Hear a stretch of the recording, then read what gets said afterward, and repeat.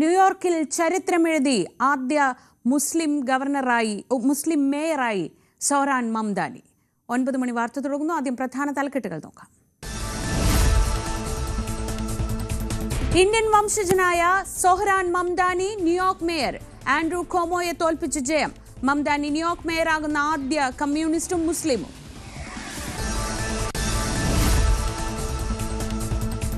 Mayor തെരഞ്ഞെടുപ്പിൽ Donald ട്രംപിന് തിരിച്ചടി. ന്യൂയോർക്കിന് പുറമെ വിർജീനിയയിലും ന്യൂജേഴ്സിയിലും ഡെമോക്രാറ്റുകൾക്ക് ജയം. വിർജീനിയയിൽ അബിഗേൽ സ്പാൻബർഗറും ന്യൂജേഴ്സിയിൽ മിക്കി ഷെറിലും ഗവർണർമാർ. കുപ്രസിദ്ധ മോഷ്ടാവ് ബാലമുരുകന്റെ രക്ഷപ്പെടലിൽ തമിഴ്നാട് പോലീസിന് വൻ വീഴ്ച. ലാഘവത്വം വെളിവാക്കുന്ന CCTV ദൃശ്യങ്ങൾ ന്യൂസ് 18. ആലത്തൂരെ ഹോട്ടലിൽ ഭക്ഷണം കഴിച്ച ശേഷം ബാലമുരുകൻ പുറത്തേക്ക് ഇറങ്ങുന്നത് കൈവിലങ്ങില്ലാതെ.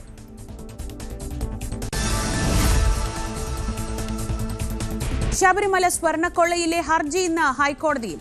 ദേവസ്വം ബെഞ്ചിന്റെ നടപടിക്രമങ്ങൾ രഹസ്യ സ്വഭാവത്തിൽ. അന്വേഷണ സംഘത്തിന്റെ ഇടക്കാല റിപ്പോർട്ട് ഇന്ന് കോടതിയിൽ. മുൻ ദേവസ്വം കമ്മീഷണർ N. വാസുവിനെ വീണ്ടും ചോദ്യം ചെയ്യും.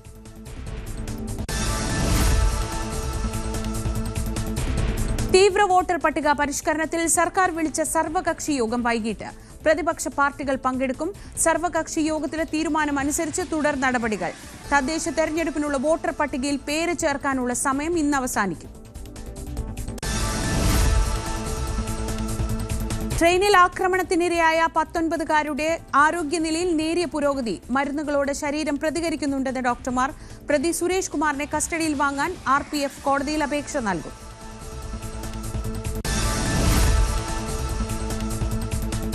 അടിമാലി കൂമ്പൻപാറയിലെ മണ്ണിടിച്ചിൽ ദുരന്തത്തിന് കാരണം ദേശീയപാതയ്ക്കായുള്ള അശാസ്ത്രീയ മണ്ണെടുപ്പെന്ന റിപ്പോർട്ട് തയ്യാറാക്കിയത് ജില്ലാ കളക്ടർ നിയോഗിച്ച വിദഗ്ധ സമിതി. റിപ്പോർട്ട് കളക്ടർക്ക് സമർപ്പിച്ചു.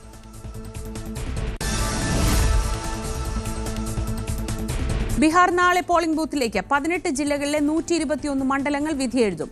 ആദ്യഘട്ടം ഇന്ത്യ സഖ്യത്തിനും NDAയ്ക്കും ഒരുപോലെ നിർണായകം. അമേരിക്കയിൽ കാർഗോ വിമാനം തകർന്നു വീണ അപകടം. കെൻഡക്കിയിലെ വ്യവസായ മേഖലയിൽ വിമാനം പതിച്ചത് ടേക്ക് ഓഫിന് തൊട്ടു പിന്നാലെ. ദുരന്തത്തിൽ മരിച്ചത് വിമാനത്തിലുണ്ടായിരുന്ന 3 ജീവനക്കാർ. നിരവധി പേർക്ക് പരിക്ക്.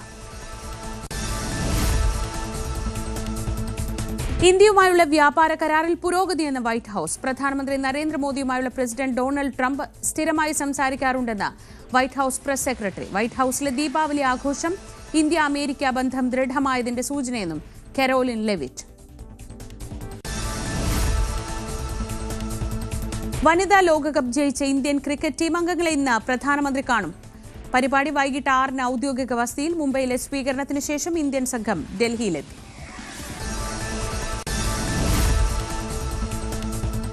UEFA ചാമ്പ്യൻസ് ലീഗിൽ നിലവിലെ ചാമ്പ്യന്മാർക്ക് തോൽവി. ബയേണിനോട് PSG തോൽവി 2-1. ലിവർപൂളിനോട് തോറ്റ റയൽ മാഡ്രിഡ്.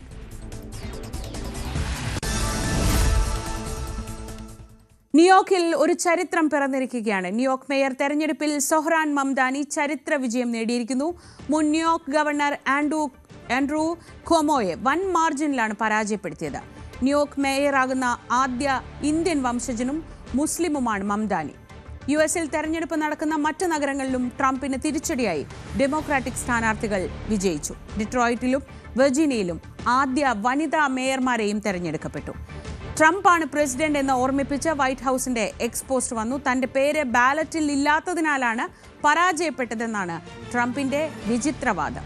അജയ് സുധ ബിജു വിവരങ്ങളുമായി. അജയ്, ഈ മത്സരത്തിന്റെ അവസാന മണിക്കൂറിൽ പോലും ട്രംപിന്റെ ഭീഷണിയായിരുന്നു മംദാനിക്കെതിരെ വന്നിരുന്നത്. മംദാനിയെ തെരഞ്ഞെടുത്താൽ ഇനി ന്യൂയോർക്കിന് യാതൊരു ആനുകൂല്യങ്ങളും ഉണ്ടാവില്ലെന്ന് പരസ്യമായി പ്രഖ്യാപിക്കുന്ന അത്ര തരത്തിലേക്ക് പോയിരുന്നു ആ വാക്പോര്. അതിന് മംദാനി നൽകിയ മറുപടി അത് ഔദാര്യമല്ല, അവകാശമാണെന്നാണ്. ജനങ്ങളപ്പോൾ മംദാനിയുടെ വാക്കുകളെ വിശ്വസിച്ചിരുന്നു. ജീവിതം അല്ലെങ്കിൽ കുറഞ്ഞ ചെലവിൽ പാർപ്പിട സൗകര്യം എന്നൊക്കെ പറയുന്ന സാധാരണ മനുഷ്യനെ സ്പർശിക്കുന്ന വിഷയങ്ങളാണ് മംദാനി മുന്നോട്ട് വെച്ചത്. അതാണ് ജനങ്ങൾ സ്വീകരിച്ചത്. അങ്ങനെ വേണ്ടേ മനസ്സിലാക്കാൻ? തീർച്ചയായിട്ടും ഇത്തവണത്തെ ഈ തെരഞ്ഞെടുപ്പിൽ ന്യൂയോർക്ക് തെരഞ്ഞെടുപ്പിൽ എന്ന് പറഞ്ഞാൽ ഒരു യുവാക്കളെ ലക്ഷ്യം വെച്ചുകൊണ്ടുള്ള ഡിജിറ്റൽ പ്രചരണങ്ങൾക്കാണ് മംദാനി ആദ്യം മുതൽ തന്നെ ഏറ്റവും കൂടുതൽ പ്രാധാന്യങ്ങൾ കൊടുത്തത്. അതുമാത്രമല്ല ഈ ട്രംപ് നയങ്ങൾക്കെതിരെ ശക്തമായിട്ടുള്ള ഒരു തിരിച്ചടി നൽകുന്ന രീതിയിൽ ട്രംപിനെതിരെ പരസ്യമായി പല വേദികളിലും അദ്ദേഹം പ്രതികരിച്ചുകൊണ്ട് രംഗത്തെത്തിയിരുന്നു. അതുപോലെ തന്നെ US-ന്റെ ഇപ്പോഴത്തെ പുതിയ പോളിസികൾ ഇസ്രായേലിനെ വരെ ശക്തമായി എതിർത്തുകൊണ്ട് ഇസ്രായേൽ വിരുദ്ധ പ്രതികരണങ്ങളെല്ലാം നടത്തിക്കൊണ്ട് ഇദ്ദേഹം മംദാനി ഇതിനു മുൻപേ നിരവധി പ്രതികരണങ്ങൾ നടത്തിയിട്ടുണ്ട്. ഇപ്പോൾ അദ്ദേഹം നിലവിൽ US ഇപ്പോൾ ന്യൂയോർക്കിൻ്റെ ഇപ്പോൾ അസംബ്ലി ഒരു അംഗം കൂടിയാണ്. അദ്ദേഹമാണ് ഇപ്പോൾ നിലവിൽ മേയറായി തെരഞ്ഞെടുക്കപ്പെട്ടത്. 34 വയസ്സ് മാത്രമേ ഉള്ളൂ. ഒരു ജെൻസി ജനറേഷൻ അംഗമല്ലെങ്കിൽ പോലും ജെൻസി യുവാക്കൾക്കിടയിൽ വലിയ തരംഗമായി കൊണ്ട് അദ്ദേഹത്തിൻ്റെ ഇപ്പോൾ പ്രസംഗങ്ങളാണെങ്കിലും അദ്ദേഹം ഒരു റാപ്പ് സിംഗർ കൂടിയാണ്. ഇപ്പോൾ അദ്ദേഹത്തിൻ്റെ പാട്ടുകളാണെങ്കിലും ജനങ്ങൾക്കിടയിൽ വലിയ സ്വാധീനം ചെലുത്തിയിട്ടുണ്ട്. അദ്ദേഹത്തിൻ്റെ ആശയങ്ങൾ ഫ്രീ ബസ് ഫെയർ അത് ന്യൂയോർക്കിൽ നടപ്പിലാക്കും. അതുപോലെ തന്നെ ശിശുക്ഷേമ പ്രവർത്തനങ്ങൾ, ഡേ കെയറുകളുടെ പ്രവർത്തനം അത് സൗജന്യമാക്കും. അതുപോലെ തന്നെ പല ഇപ്പോൾ വാടകകൾ ഇപ്പോൾ റെൻ്റൽ സംവിധാനം പലതും വെട്ടിക്കുറയ്ക്കും, പലതും ഫ്രീസ് ചെയ്യും തുടങ്ങിയിട്ടുള്ള അദ്ദേഹത്തിൻ്റെ പല വാഗ്ദാനങ്ങൾ. ഇത് ട്രംപ് എന്നാൽ ഇദ്ദേഹത്തിനെ എതിർത്തുകൊണ്ട് മുൻപ് പറഞ്ഞിരുന്നത് ഇത്തരം കാര്യങ്ങൾ, ഇത്തരം സാമ്പത്തികമായിട്ട് ഇത്തരമുള്ള ഒരു സൗജന്യവൽക്കരണം അത് ന്യൂയോർക്കിനെ വലിയ ഒരു പ്രതിസന്ധിയിലേക്ക് കടത്തിവിടും, വലിയൊരു ദുരന്തമായിരിക്കും വരാൻ പോകുന്നത് എന്നതുൾപ്പെടെ ട്രംപ് പറഞ്ഞിരുന്നു. എന്നാൽ വോട്ടർമാർ ആരും അത് കണക്കാക്കിയില്ല എന്ന് തന്നെയാണ് നമുക്ക് ഈ മംദാനിയുടെ വലിയ വിജയത്തോടെ മനസ്സിലാക്കാൻ സാധിക്കുന്നത്. മംദാനി അദ്ദേഹം ഇപ്പോൾ എതിർ സ്ഥാനാർത്ഥിയേക്കാൾ വളരെ വലിയ മാർജിനിലാണ് ജയിച്ചിട്ടുള്ളത്. 50.5% വോട്ടർമാർ മംദാനിയെ പിന്തുണച്ചിട്ടുണ്ട് എന്നതാണ് പോളിംഗ് കണക്കുകൾ വ്യക്തമാക്കുന്നത്. 9,48,000 വോട്ടർമാർ മംദാനിക്ക് വോട്ട് ചെയ്ത് കഴിഞ്ഞു. കൃത്യമായിട്ടുള്ള പോളിംഗ് കണക്കുകൾ നിലവിൽ വന്നിട്ടില്ല. എതിർ സ്ഥാനാർത്ഥിയായിട്ടുള്ള ആൻഡ്രൂ കുമോയ്ക്ക് 41.3% വോട്ടുകൾ മാത്രമാണ് ലഭിച്ചതെന്നാണ് വിവരം ലഭിക്കുന്നത്. റിപ്പബ്ലിക്കൻ സ്ഥാനാർത്ഥി അല്ലാഞ്ഞിട്ട് പോലും ആൻഡ്രൂ കുമോയ്ക്ക് മുൻ ന്യൂയോർക്ക് മേയറായിരുന്നു. അദ്ദേഹത്തിന് ട്രംപ് വളരെ വലിയൊരു പിന്തുണയാണ് നൽകിയത്. എങ്ങനെയെങ്കിലും മംദാനിയെ പരാജയപ്പെടുത്തണം, അദ്ദേഹം റിപ്പബ്ലിക്കൻ സ്ഥാനാർത്ഥി അല്ലെങ്കിൽ പോലും എങ്ങനെയെങ്കിലും ഇത് മംദാനിയെ പരാജയപ്പെടുത്തി ആൻഡ്രോയെ വിജയിപ്പിക്കണം എന്നുള്ള രീതിയിലുള്ള പ്രതികരണങ്ങളായിരുന്നു ട്രംപ് ഇതിനു മുൻപേ നടത്തിയിട്ടുള്ളത്. എന്തായാലും ട്രംപിൻ്റെ ആദ്യ ഒരു പ്രതികരണം വന്നതെന്ന് പറയുന്നത് ഇപ്പോൾ ന്യൂയോർക്ക് സിറ്റിയിൽ മാത്രമല്ല മറ്റ് പല സംസ്ഥാനങ്ങളിലും പല ഇലക്ഷൻസിലും ഇപ്പോൾ നിലവിൽ റിപ്പബ്ലിക്കൻസിന് വലിയ പരാജയമായിരുന്നു ഇപ്പോൾ നിലവിൽ ഏറ്റുവാങ്ങേണ്ടി വന്നത്. ഇതിന് പ്രതികരിച്ചുകൊണ്ട് പല ഡെമോക്രാറ്റിക് നേതാക്കളും ഇപ്പോൾ രംഗത്ത് വന്നിട്ടുള്ളത് ഇത് ട്രംപിൻ്റെ നയങ്ങൾക്കുള്ള തിരിച്ചടിയാണ്. അവർ സ്ത്രീകൾക്കെതിരെ, റിപ്പബ്ലിക്കൻസും ട്രംപും സ്ത്രീകൾക്കെതിരെ നിലപാടെടുത്തു. ഞങ്ങൾ വനിതാ സ്ഥാനാർത്ഥികളെ പലയിടത്തും നിർത്തി വിജയിപ്പിച്ചു. അവർ ബ്ലാക്സിനെതിരെ നിലപാടെടുത്തു. ഞങ്ങൾ ന്യൂയോർക്കിൽ ആദ്യ ഒരു കറുത്ത വംശജനെ തെരഞ്ഞെടുക്കപ്പെട്ടു. ഇത്തരത്തിൽ പല ഒരു പ്രതികരണങ്ങളും ഡെമോക്രാറ്റുകളുടെ ഭാഗത്ത് മടങ്ങിയെത്താം. ഇപ്പോൾ ഡോക്ടർ മോഹൻ വർഗീസ്, വിദേശകാര്യ വിദഗ്ധൻ, ടെലിഫോൺ ലൈനിലുണ്ട്. ശ്രീ മോഹൻ വർഗീസ്, ചരിത്രം എഴുതിയിരിക്കുകയാണ് ന്യൂയോർക്ക്. അത് പലതരത്തിലാണ്. ആദ്യത്തെ ഒരു മുസ്ലിം വംശജനെ തെരഞ്ഞെടുത്തിരിക്കുന്നു, ഏറ്റവും പ്രായം കുറഞ്ഞ സ്ഥാനാർത്ഥിയെ തെരഞ്ഞെടുത്തിരിക്കുന്നു. ട്രംപിൻ്റെ ആഹ്വാനങ്ങളെല്ലാം തള്ളി ജൂയിഷ് കമ്മ്യൂണിറ്റിയുടെ കൂടെ പിന്തുണയോടെ മംദാനി തെരഞ്ഞെടുക്കപ്പെടുമ്പോൾ അത് ഏത് രീതിയിലാണ് ഒരു ടേണിംഗ് പോയിന്റ് ആവുന്നത്? തീർച്ചയായും സോഹ്റാൻ മംദാനിയുടെ തെരഞ്ഞെടുപ്പ് തീർച്ചയായും വളരെ വലിയ ചലനങ്ങളാണ് അമേരിക്കയിൽ ഉണ്ടാക്കുക. കാരണം ഇത് ഒഴിവാക്കാൻ ഈ വിജയം ഡെമോക്രാറ്റുകൾക്ക് സ്വാഭാവികമായി വിജയസാധ്യതയുള്ള സ്ഥലമാണ് ന്യൂയോർക്ക് സിറ്റി.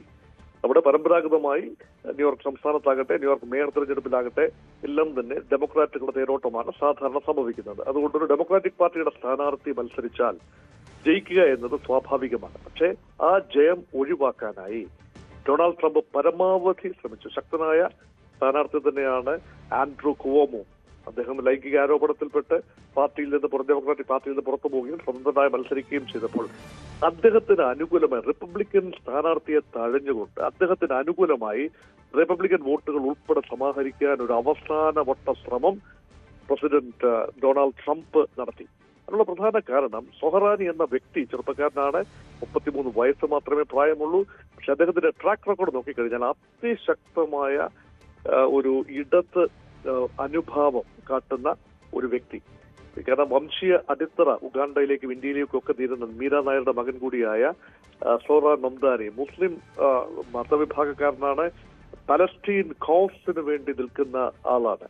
ആഗോളതലത്തിൽ സോഷ്യലിസ്റ്റ് ചിന്തയ്ക്ക് വ്യാപകമായ പ്രചാരം ഉണ്ടാക്കാൻ ശ്രമിക്കുന്ന ഒരാളാണ്. അദ്ദേഹത്തെ കടുത്ത കമ്മ്യൂണിസ്റ്റായി വിശേഷിപ്പിച്ചുകൊണ്ട് അമേരിക്കയുടെ സവിശേഷമായ സാഹചര്യത്തിൽ ഒരു കമ്മ്യൂണിസ്റ്റുകാരൻ മേയറാകുന്ന ഒരു അവസ്ഥ, അത് വലിയ വിപത്തുണ്ടാക്കും എന്ന ട്രംപിന്റെ പ്രചരണം ഏശിയിട്ടില്ല എന്നാണ് തെരഞ്ഞെടുപ്പ് ഫലം ഇപ്പോൾ കാട്ടുന്നത്.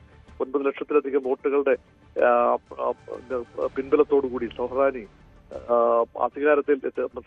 മംദാനി അധികാരത്തിലേക്ക് പ്രവേശിക്കുമ്പോൾ ഇവിടെ ന്യൂയോർക്കേഴ്സ് സംസാരിച്ചിരിക്കുന്നു. അവിടെ അടിസ്ഥാന വർഗത്തിന് വലിയ വേരോട്ടമുള്ള സ്ഥലമാണ്. കാരണം ന്യൂയോർക്കിൽ സാധാരണക്കാരും അമേരിക്കയിലെ അടിസ്ഥാന വിഭാഗങ്ങളും വർക്കിംഗ് ക്ലാസ് പോപ്പുലേഷനും അവർ വലിയ പ്രതീക്ഷയോടുകൂടി തന്നെയാണ് മംദാനിയുടെ വാഗ്ദാനങ്ങളെ കാണുന്നത്. ഒരുപക്ഷെ റിപ്പബ്ലിക്കൻസിനോട് മാച്ച് ചെയ്യാൻ, റിപ്പബ്ലിക്കൻസിന് ഈ കാര്യങ്ങൾ മാച്ച് ചെയ്യാൻ കഴിയാത്ത രീതിയിൽ മേയർ തിരഞ്ഞെടുപ്പാണ് നടക്കണം. അപ്പൊ അതുകൊണ്ട് മംദാനി ഉയർത്തിയ ഒരു പ്രതീക്ഷ എന്ന് പറയുന്നത് നാളുകളിൽ അമേരിക്കൻ രാഷ്ട്രീയത്തെ തന്നെ പിടിച്ചെടുക്കാൻ കഴിയുന്നതാണോ എന്ന് ചിന്തിക്കുന്ന ആളുകളും ഇപ്പോഴും. അതുകൊണ്ട് ഈ അമേരിക്കൻ പ്രസിഡന്റ് തെരഞ്ഞെടുപ്പിൽ പോലും ഏറ്റവും സ്വാധീനം ചെലുത്താൻ കഴിയുന്ന ഒരു പോസ്റ്റ് എന്ന നിലയ്ക്ക് ന്യൂയോർക്ക് മേയർ പോസ്റ്റ് എന്ന് പറഞ്ഞാൽ അങ്ങനെ ചില പ്രത്യേകതകൾ കൂടിയുണ്ടല്ലോ. അത് ട്രംപിനൊരു ഭീഷണിയായി. അതിൽ ഏറ്റവും ശ്രദ്ധിക്കേണ്ടത് ഈ ജൂതവംശജരുടെ സാന്നിധ്യം ഏറ്റവും കൂടുതലുള്ള ന്യൂയോർക്കിൽ ആൻറ്റി ജൂ ആണ്, ഇസ്ലാമിസ്റ്റ് ആണ്, പ്രോ പാലസ്തൈൻ ആണ്.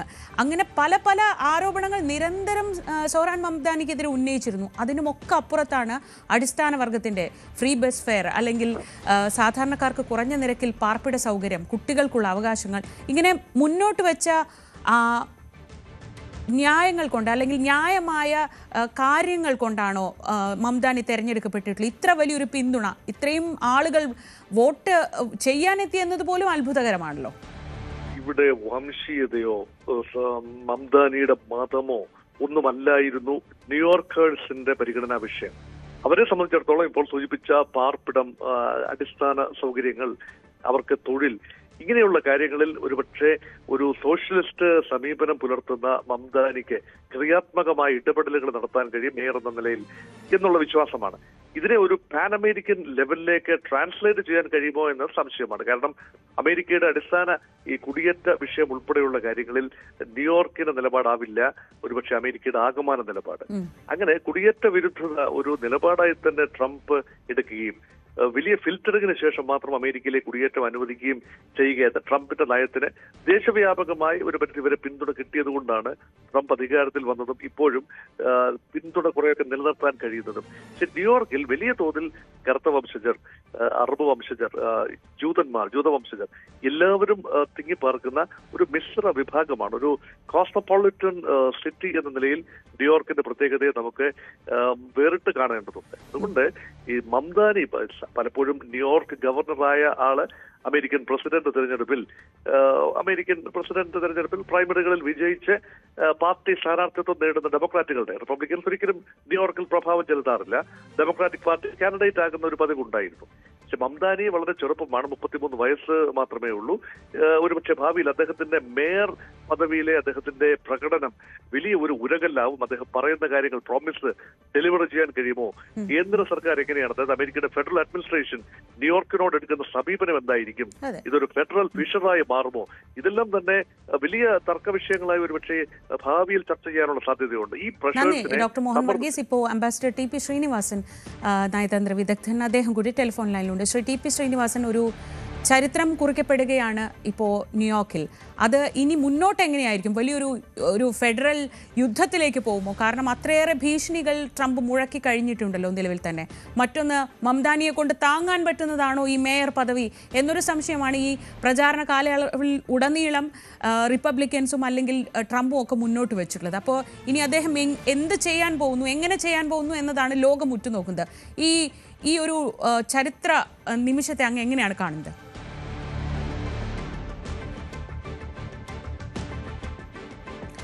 അജയ് സുധ ബിജു തുടരുന്നുണ്ട്. അജയ്, ഒരുപക്ഷെ ന്യൂയോർക്ക് പോലൊരു സിറ്റിയുടെ മേയർ പദവി ഒരു 34-കാരനായ വലിയ കാര്യമായ ഭരണപരിചയം ഇല്ലാത്ത മംദാനിയെ കൊണ്ട് എടുത്താൽ പൊങ്ങില്ല എന്നതൊക്കെയായിരുന്നു പ്രചാരണ കാലയളവിൽ ഉടനീളം റിപ്പബ്ലിക്കൻസ് ഉയർത്തിയിരുന്ന ഒരു പ്രധാനപ്പെട്ട വാദം. പക്ഷേ മംദാനി വളരെ കോൺഫിഡൻ്റ് ആയിരുന്നു. ആദ്യഘട്ടം മുതലേ ആത്മവിശ്വാസത്തോടെയാണ് അദ്ദേഹം ജനങ്ങളെ സമീപിച്ചിട്ടുള്ളത്, ഈ ക്യാമ്പയിനെ മുഴുവൻ സമീപിച്ചിട്ടുള്ളത്. ആ രീതിയിൽ എത്രത്തോളം ആകാംക്ഷയുണ്ട്? ശ്രീജ, ഇപ്പോൾ നിലവിൽ ഈ യു എസിലുള്ള സാഹചര്യം നോക്കുകയാണെങ്കിൽ അവിടെ ഏറ്റവും കൂടുതൽ ഒരു വരുമാനം കൈകാര്യം ചെയ്യുന്നത് ഇപ്പോൾ ന്യൂയോർക്ക് മേയറാണെന്ന് ഇപ്പോൾ കാണാൻ സാധിക്കും. ഇപ്പോൾ ട്രംപ് അതിനനുസരിച്ചുള്ളൊരു പ്രചരണം തന്നെയായിരുന്നു ആദ്യഘട്ടത്തിൽ ഇപ്പോൾ നയിച്ചിരുന്നത്. അതായത് ഈ മംദാനിയുടെ ഈ ഇപ്പോൾ നിലവിലുള്ള ഇത്തരത്തിലുള്ള ഒരു അദ്ദേഹത്തിൻ്റെ തെരഞ്ഞെടുപ്പ് വാഗ്ദാനങ്ങൾ അത് ന്യൂയോർക്കിനെ വലിയ സാമ്പത്തിക പ്രതിസന്ധിയിലേക്ക് നയിക്കും. അതുകൊണ്ട് തന്നെ ഇവിടെ മംദാനി ജയിക്കുകയാണെങ്കിൽ ന്യൂയോർക്കിനുള്ള സാമ്പത്തിക സഹായങ്ങൾ ന്യൂയോർക്കിന് അനുവദിക്കുന്ന ഫെഡറൽ ഫണ്ടെല്ലാം നിർത്തിവെക്കുമെന്ന് ട്രംപ് പ്രഖ്യാപിച്ചിരുന്നു. എന്നാൽ ഇത് ട്രംപിന് ഒറ്റയ്ക്കെടുക്കാവുന്ന ഒരു തീരുമാനമല്ല. അത് കോൺഗ്രസിൻ്റെ മുഴുവൻ അംഗങ്ങളുടെ വോട്ട് വേണം. എന്നാൽ മാത്രമേ ഇത് ഇത്തരമൊരു പ്രഖ്യാപനം അത് നിലവിൽ അത് പ്രാവർത്തികമാവുകയുള്ളൂ. എന്നാൽ ഇത്തരം ട്രംപിൻ്റെ ഒരു പ്രചരണങ്ങൾക്കെതിരെയൊക്കെയുള്ള ശക്തമായിട്ടുള്ള ഒരു നടപടിയാണ് ഈ ഒരു ഇലക്ഷൻ റിസൾട്ട് എന്ന് കാണാൻ സാധിക്കും. അതുപോലെ തന്നെ ഇപ്പോൾ നിലവിൽ വൈറ്റ് ഹൗസിൻ്റെ ഭാഗത്ത് നിന്ന് മറ്റൊരു പ്രതികരണം ഇപ്പോൾ മംദാനി ജയിച്ചതിന് പിന്നാലെ വന്നിട്ടുണ്ട്. അതായത് ട്രംപാണ് നിങ്ങളുടെ പ്രസിഡന്റ് എന്ന് മറക്കരുത് എന്നുള്ള രീതിയിലൊരു എക്സ്പോസ്റ്റ് വൈറ്റ് ഹൗസ് പങ്കുവച്ചിട്ടുണ്ട്.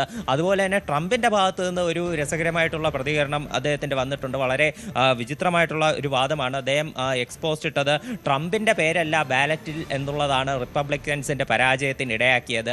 അതുപോലെ തന്നെ യു എസിൻ്റെ ഷട്ട് ഡൗൺ അത് യു എസിലുള്ള ഇപ്പോൾ നിരവധി ദിവസങ്ങളായി യു എസിനെ ബാധിക്കുന്ന ഷട്ട് ഡൗൺ അത് ഈ തെരഞ്ഞെടുപ്പ് പരാജയത്തിന് കാരണമായി എന്ന് ഇപ്പോൾ ട്രംപ് പറഞ്ഞിട്ടുണ്ട്. ഇപ്പോൾ ഈ ഷട്ട് ഡൗണിന് ഉൾപ്പെടെയുള്ള ഒരു കാരണമായിട്ട് ആദ്യം മുതലേ ഇപ്പോൾ റിപ്പബ്ലിക്കൻസും അതുപോലെ തന്നെ ട്രംപും പറയുന്നത് ഡെമോക്രാറ്റുകളാണ് ഈ ഷട്ട് ഡൗണിന് കാരണം എന്നുള്ള രീതിയിലാണ് പറഞ്ഞത്.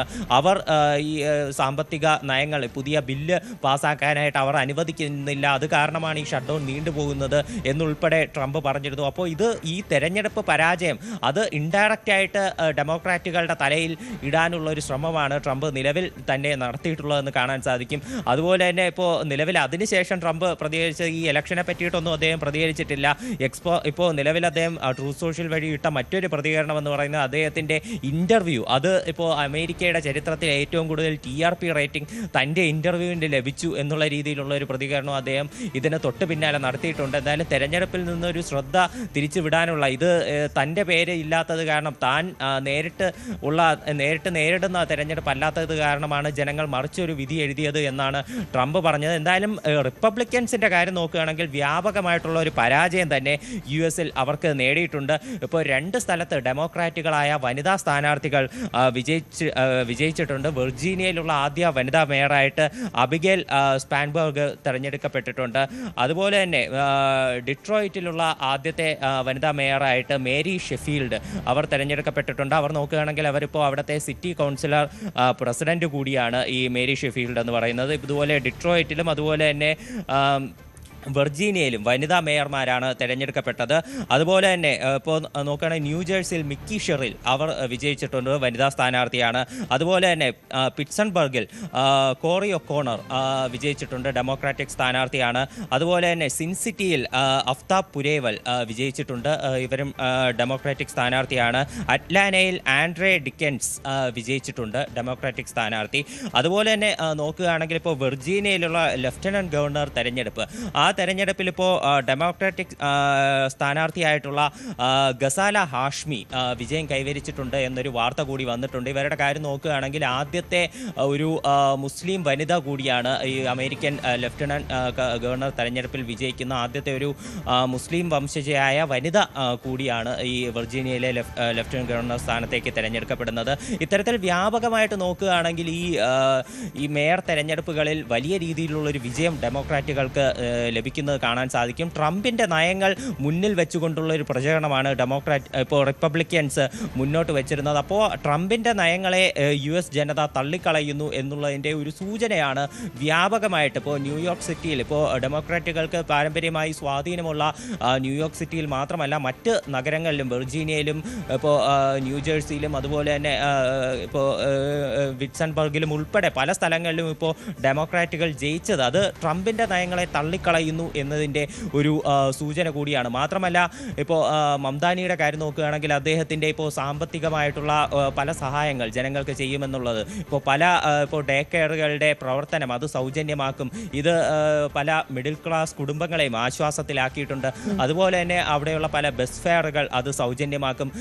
പിന്നെ അതുമാത്രമല്ല പല റെന്റൽ സംവിധാനങ്ങൾ റെന്റ് കുറയ്ക്കും, പലതും ഫ്രീസ് ചെയ്ത് വയ്ക്കും തുടങ്ങിയിട്ടുള്ള അങ്ങനെ സാധാരണക്കാരെ സ്പർശിക്കുന്ന, സാധാരണക്കാരുടെ ജീവിതത്തെ സ്പർശിക്കുന്ന വാഗ്ദാനങ്ങൾ സൊഹ്റാൻ മംദാനി നിരവധി നൽകിയിരുന്നു. ആ വാഗ്ദാനങ്ങൾ ജനങ്ങൾ വിശ്വസിച്ചു. അതിനപ്പുറത്ത് നടന്ന പ്രചാരണങ്ങളെല്ലാം ന്യൂയോർക്ക് ജനത തള്ളിക്കളഞ്ഞു എന്ന് വേണം ഈ ഫലത്തിൽ നിന്ന് മനസ്സിലാക്കാൻ. അതോടുകൂടി ചരിത്രത്തിലേക്കാണ് ന്യൂയോർക്ക് മേയർ പദവി ഇപ്പോൾ കടന്നിരിക്കുന്നത്. ന്യൂയോർക്കിൻ്റെ ചരിത്രത്തിലെ ഏറ്റവും പ്രായം കുറഞ്ഞ മേയർ, ആദ്യത്തെ മുസ്ലിം വംശജൻ, അങ്ങനെയുള്ള നിരവധി പ്രത്യേകതകളോടെ സൊഹ്റാൻ മംദാനി ഇന്ത്യൻ വംശജയായ സംവിധായക മീര നായരുടെയും ആഫ്രിക്കൻ ഉഗാണ്ടൻ വംശജനായ മഹ്മൂദ് മംദാനിയുടെയും മകനാണ് സൊഹ്റാൻ. 34 വയസ്സ് മാത്രമാണ് പ്രായം. ഇപ്പോൾ നിലവിൽ അവിടെ അംഗമായി പ്രവർത്തിക്കുകയാണ്. ന്യൂയോർക്ക് സിറ്റി ഭരണസമിതിയിൽ അംഗമായി പ്രവർത്തിക്കുകയാണ്. അങ്ങനെ ചരിത്രത്തിലേക്ക് ഒരു ന്യൂയോർക്ക് മേയർ പദവി കടക്കുകയാണ്. മറ്റു വാർത്തകൾ നോക്കാം.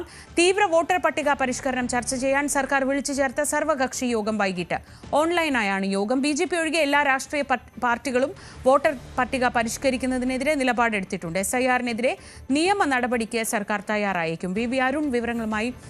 അരുൺ, വലിയ രീതിയിലുള്ള എതിർപ്പൊക്കെ സർക്കാർ പ്രകടിപ്പിച്ചെങ്കിലും നടപടികളുമായി മുന്നോട്ട് പോവുകയാണ് തെരഞ്ഞെടുപ്പ് കമ്മീഷൻ. ഇപ്പോൾ ഈ സർക്കാർ ഏത് രീതിയിൽ പ്രതിഷേധം അറിയിക്കുമെന്നാണ് നമുക്കറിയാൻ കഴിയുന്നത്? ശ്രീജ, തീവ്ര വോട്ടർ പട്ടിക പരിഷ്കരണ നടപടികൾ സംസ്ഥാനത്തും ആരംഭിച്ചു. ഇന്നലെ തന്നെ എന്യൂമറേറ്റർമാർ വീടുകളിൽ എത്തിത്തുടങ്ങി. ഇന്നലെ പ്രധാനമായും ഈ പ്രധാനപ്പെട്ട വ്യക്തികൾ അടക്കം T. പത്മനാഭനതുപോലെ സിനിമാ താരം മധു, അങ്ങനെയുള്ള പ്രധാനപ്പെട്ട വ്യക്തികളുടെ വീടുകളിലായിരുന്നു എന്യൂമറേറ്റർമാർ എത്തിയത്. ഓൺലൈനായും ഈ പട്ടികയിൽ പേര് ചേർക്കാം. ഏതായാലും ആ നടപടികളുമായി തെരഞ്ഞെടുപ്പ് കമ്മീഷൻ മുന്നോട്ട് പോകുന്നു. കേന്ദ്ര തെരഞ്ഞെടുപ്പ് കമ്മീഷൻ പ്രഖ്യാപിച്ച നടപടിയോട് വിട്ടുവീഴ്ച സംസ്ഥാനത്തും ഉണ്ടാകില്ല. പക്ഷേ സംസ്ഥാനത്തെ രാഷ്ട്രീയ പാർട്ടികളിൽ BJP ഒഴികെ ഉള്ളവ കടുത്ത ആശങ്കയിലാണ്. തദ്ദേശ തെരഞ്ഞെടുപ്പിന്റെ വിജ്ഞാപനം ദിവസങ്ങൾക്കുള്ളിൽ പുറത്തിറങ്ങും. 2-3 ദിവസങ്ങൾക്കുള്ളിൽ തദ്ദേശ തെരഞ്ഞെടുപ്പിന്റെ വിജ്ഞാപനം വരും. രാഷ്ട്രീയ പാർട്ടി പ്രതിനിധികൾക്കും കൃത്യമായ ഉത്തരവാദിത്തമുണ്ട് ഈ വോട്ട് ചേർക്കുന്നതിൽ. അവരുടെ വോട്ടുകൾ ഉറപ്പിക്കേണ്ടത് അവരുടെ കൂടി ആവശ്യമാണ്. ആ സാഹചര്യത്തിൽ തദ്ദേശ തെരഞ്ഞെടുപ്പ് നടക്കുമ്പോൾ അതിന് കഴിയില്ല എന്നൊരു വാദമാണ് പ്രധാനമായും. നിയമപ്രശ്നങ്ങൾക്ക് അപ്പുറത്തേക്ക് അങ്ങനെ ഒരു വാദമാണ് സംസ്ഥാനത്തെ മറ്റു രാഷ്ട്രീയ പാർട്ടികൾ BJP ഒഴികെയുള്ളവ തെരഞ്ഞെടുപ്പ് കമ്മീഷൻ വിളിച്ച് 2 യോഗങ്ങളിലും അറിയിച്ചത്. പക്ഷേ കേന്ദ്ര തെരഞ്ഞെടുപ്പ് കമ്മീഷൻ നിലപാടിൽ നിന്ന് പിന്നോട്ട് പോയില്ല. ഏതായാലും ഇന്ന് സർവകക്ഷി യോഗം ചേരുന്നത് ഇതുമായി ബന്ധപ്പെട്ട തുടർ നടപടികൾ ഒറ്റക്കെട്ടായത് BJP ഒഴികെയുള്ള പാർട്ടികൾ സ്വാഭാവികമായും ഈ സർക്കാരിനൊപ്പം നിൽക്കും, അല്ലെങ്കിൽ സർക്കാർ നിർദ്ദേശിക്കുന്ന കാര്യങ്ങൾ നിൽക്കും. 2 വഴികളാണ് സർക്കാർ ആലോചിക്കുന്നത്. ഒന്ന്, കേന്ദ്രത്തെ വീണ്ടും ഇക്കാര്യം അറിയിച്ച് സമീപിക്കുക. മറ്റൊന്ന്, കോടതിയെ സമീപിക്കുക. ബംഗാളും തമിഴ്നാടും ഒക്കെ ചെയ്തതുപോലെ SIR-നെതിരെ കോടതിയെ സമീപിക്കുക. തദ്ദേശ തെരഞ്ഞെടുപ്പ് കഴിയുമ്പോഴെങ്കിലും ഇത് നീട്ടിവെക്കണമെന്ന ആവശ്യമാണ് സംസ്ഥാനം മുന്നോട്ട് വെച്ചത്. പക്ഷെ അതും പരിഹരിക്കപ്പെട്ടില്ല. തെരഞ്ഞെടുപ്പ് കമ്മീഷനും അതുപോലെ തന്നെ കേന്ദ്ര തെരഞ്ഞെടുപ്പ് കമ്മീഷനും ഒന്നും എളുപ്പമുള്ള ജോലിയുമല്ല ഇത്. സംസ്ഥാനത്ത് തദ്ദേശ തെരഞ്ഞെടുപ്പിലും അതുപോലെ തന്നെ ഈ വോട്ടർ പട്ടിക പരിഷ്കരണത്തിലും ഇടപെടേണ്ടത്, അതിന്റെ ചുമതല നിർവഹിക്കേണ്ട ഒരു ഉദ്യോഗസ്ഥരാണ്. വലിയ ആശയക്കുഴപ്പം ഭരണതലത്തിൽ അത് ഉണ്ടാക്കിയിട്ടുണ്ട്. ഇന്നലെ സംസ്ഥാന തെരഞ്ഞെടുപ്പ് കമ്മീഷനും മുഖ്യ തെരഞ്ഞെടുപ്പ് ഓഫീസറും ഇറക്കിയ ഉത്തരവുകൾ പരസ്പര വിരുദ്ധമായിരുന്നു. BLO-മാരായി തീരുമാനിക്കപ്പെട്ട ഉദ്യോഗസ്ഥരെ മറ്റൊരു ജോലിക്കും നിയോഗിക്കരുതെന്ന് മുഖ്യ തെരഞ്ഞെടുപ്പ് ഓഫീസർ ആദ്യം ഉത്തരവിറക്കി. അതിനെ ചോദ്യം ചെയ്തുകൊണ്ട് നിലവിൽ തെരഞ്ഞെടുപ്പ് ഡ്യൂട്ടിക്ക് നിയോഗിക്കപ്പെട്ട ഉദ്യോഗസ്ഥർ SIR-മായി സഹകരിക്കേണ്ട എന്നൊരു ഉത്തരവ് സംസ്ഥാന തെരഞ്ഞെടുപ്പ് കമ്മീഷൻ ഇറക്കിയിരുന്നു. അങ്ങനെ അത് തർക്കമായപ്പോൾ രാത്രി ആദ്യത്തെ ഉത്തരവ് ഭേദഗതി ചെയ്ത് തദ്ദേശ തെരഞ്ഞെടുപ്പ് ഡ്യൂട്ടിക്ക് നിയോഗിച്ചിട്ടുള്ളവരെ അതിൽ ഒഴിവാക്കി ഒരു ഉത്തരവ് മുഖ്യ തെരഞ്ഞെടുപ്പ് ഓഫീസർ ഇറങ്ങി. അങ്ങനെ ഭരണതലത്തിലും വലിയ അനിശ്ചിതത്വങ്ങളുണ്ട്. ഒരേ ഉദ്യോഗസ്ഥരാണ് ജില്ലാ കളക്ടർമാരും അവർക്ക് കീഴിലുള്ള ഉദ്യോഗസ്ഥരും തന്നെയാണ് 2 ജോലികളും ചെയ്യേണ്ടത്. രാഷ്ട്രീയ പാർട്ടികൾക്കും സമാനമായ പ്രതിസന്ധിയുണ്ട്. ആ സാഹചര്യത്തിലും എന്യൂമറേഷൻ നടപടികളുമായി തെരഞ്ഞെടുപ്പ് കമ്മീഷൻ മുന്നോട്ട് പോവുകയാണ്. ഇന്ന് കൂടുതൽ ഉദ്യോഗസ്ഥർ വീടുകളിലെത്തി ഈ എന്യൂമറേഷൻ നടപടികൾ ചെയ്യും. അതിൽ നിന്ന് പിന്മാറാൻ കഴിയില്ലെന്ന കടുത്ത നിലപാട് തന്നെ തെരഞ്ഞെടുപ്പ് കമ്മീഷൻ സ്വീകരിച്ചിരിക്കുകയാണ്. ഏതായാലും ഈ സാഹചര്യത്തിലൊക്കെയാണ് ഇന്ന് മുഖ്യമന്ത്രിയുടെ അധ്യക്ഷതയിൽ സർവകക്ഷി യോഗം ചേരുന്നത്. ഓൺലൈനായാണ് യോഗം ചേരുന്നത്. രാഷ്ട്രീയ പാർട്ടി പ്രതിനിധികൾ അവരുടെ നിലപാട് അറിയിക്കും. സർവകക്ഷി യോഗ തീരുമാനപ്രകാരം മുന്നോട്ട് പോകാം. സർവകക്ഷി യോഗത്തിന്റെ ധാരണ എന്താണോ അതനുസരിച്ച് മുന്നോട്ട് പോകാം. നിയമ നടപടിയെങ്കിൽ നിയമ നടപടി, അല്ലെങ്കിൽ മറ്റു വഴികൾ സ്വീകരിക്കാമെന്ന നിലപാടാണ് കഴിഞ്ഞ ദിവസം CPM-ന്റെ സംസ്ഥാന നേതൃത്വങ്ങളൊക്കെ സ്വീകരിച്ചത്. കോൺഗ്രസും സമാന നിലപാട് തന്നെയാകും സ്വീകരിക്കുക. ശരി, VV അരുണാണ് വിവരങ്ങൾ നൽകിയത് തിരുവനന്തപുരത്ത്. സംസ്ഥാന മന്ത്രിസഭാ യോഗം ഇന്ന് ചേരും. തദ്ദേശ തെരഞ്ഞെടുപ്പ് പ്രഖ്യാപനത്തിന് മുൻപുള്ള അവസാന മന്ത്രിസഭാ യോഗമാണ് ഇന്ന് നടക്കുന്നത്. തെരഞ്ഞെടുപ്പ് അടുത്തിരിക്കെ കൂടുതൽ പ്രഖ്യാപനങ്ങൾക്ക് സാധ്യതയുണ്ട്.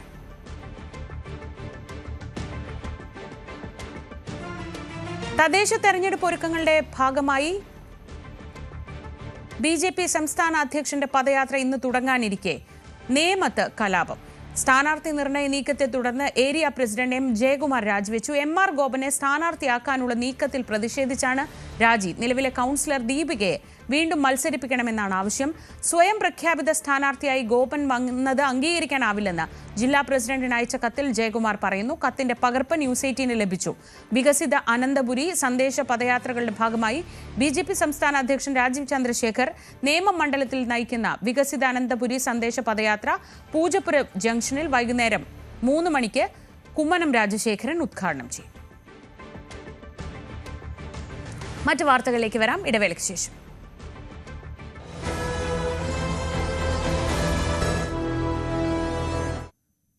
വിയ്യൂരിൽ നിന്ന് രക്ഷപ്പെട്ട തടവുകാരൻ ബാലമുരുകനായി വലിയ അന്വേഷണം നടക്കുന്നു. ഈ ബാലമുരുകൻ രക്ഷപ്പെട്ടതിൽ തമിഴ്നാട് പോലീസിന് വൻ വീഴ്ച. ആലത്തൂരിലെ ഹോട്ടലിൽ നിന്ന് ഭക്ഷണം കഴിച്ച് കൈവിലങ്ങില്ലാതെ പുറത്തേക്കിറങ്ങുന്ന ദൃശ്യങ്ങൾ ന്യൂസ് 18 ലഭിച്ചു.